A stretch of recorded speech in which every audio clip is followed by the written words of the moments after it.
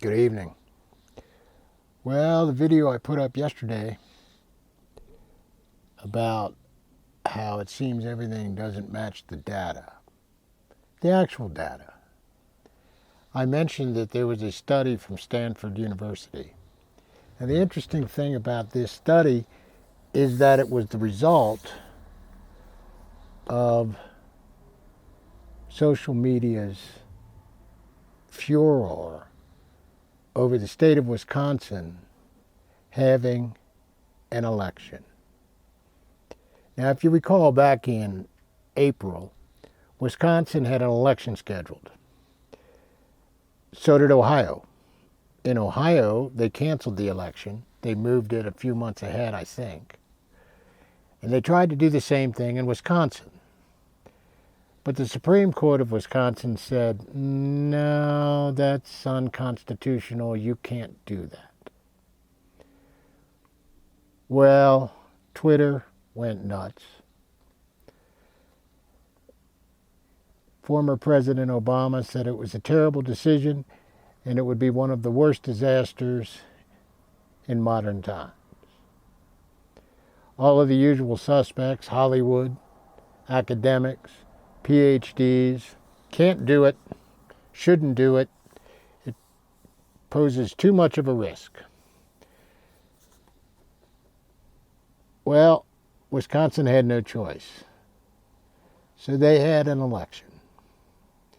Now, for those of you unfamiliar with what happens in an election, if you've always voted from home, or if somebody's picked you up in a bus and taken you somewhere and given you a list of people to vote for, what normally happens is people who live in a particular area go to a designated place. And when I used to go and walk to where I voted, there were a number of precincts or districts or whatever voting, different ballots, different local issues. And people would line up and they were spread out all over the place. The ballots were paper. You signed the voter form to say you were who you say you are. All sorts of people. Most of the volunteers who worked there were over 65, and they worked all day. Also, those are open about 12 hours, from sometimes longer, from 7 a.m. to 7 p.m. or even longer. Wisconsin did it. People gathering to vote, standing right next to one another, no special rules. They were allowed to be in a large group. In fact, the more the merrier, because it's an election. So, we have an election where everybody gets together and does exactly what they're not supposed to do. Close proximity, grabbing paper, all sorts of things, probably touching their face. So Stanford University decided that they would look at the actual data.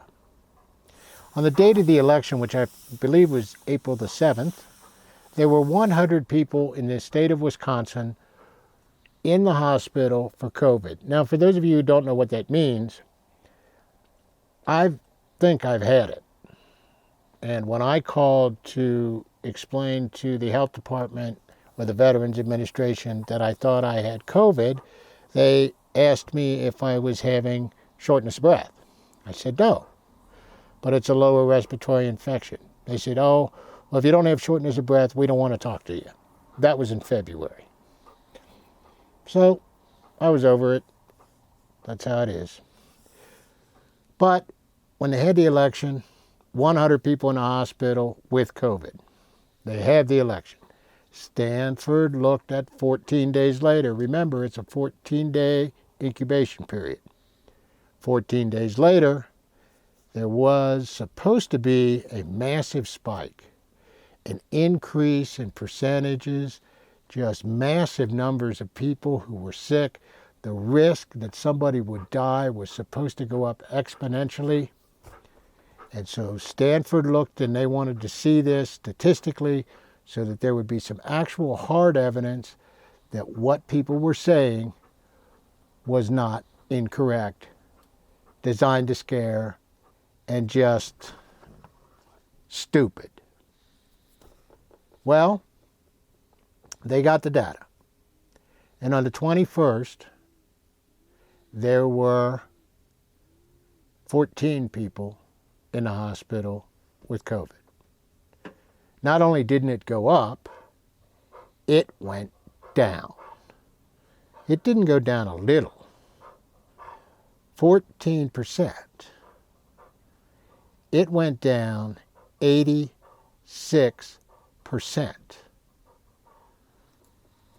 Okay. The projection said massive increase in the number of people in the hospital. So you've got 100. All they needed to get was 200 in the hospital, and they had a massive increase. That's pretty big. But no.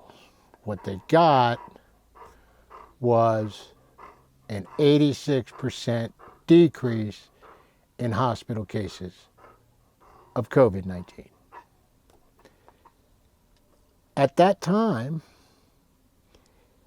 and that study, which I think even the World Health Organization was involved in, they knew that everything they had us doing was wrong. And what are they doing now? They're acting like the Gestapo. Now the police will come out and you'll have to wear a mask. You'll do what they say. If you don't do what they say, some places call out the National Guard, so you got some 19-year-old with a weapon in their hand telling you to stop your vehicle. I don't know if they're allowed to shoot or not. Am I allowed to say shoot on YouTube? Shoot. So, what do we know? Again, more data, more empirical, scientific data that says the government did it back-asswards again. So either they have no idea what they're doing, absolutely clueless, or they're trying to find something else out. They're doing their own study to see how many people will salute and do what they say, no matter how ridiculous it is. It looks like that's at least 70% of the American people will hide in their basements if they're told to hide in their basements. A whole bunch of people will put on a polyester mask.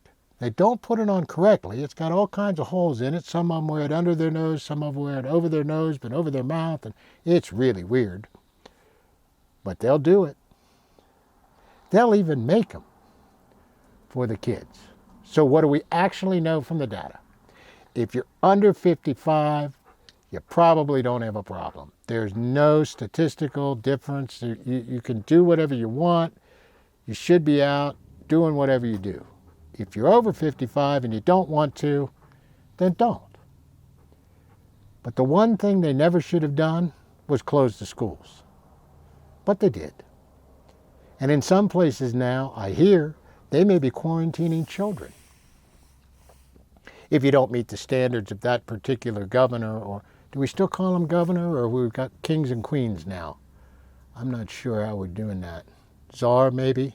Commissar? Dipshit? I'm not sure. But whatever we're going to call them, it should be a short-lived title.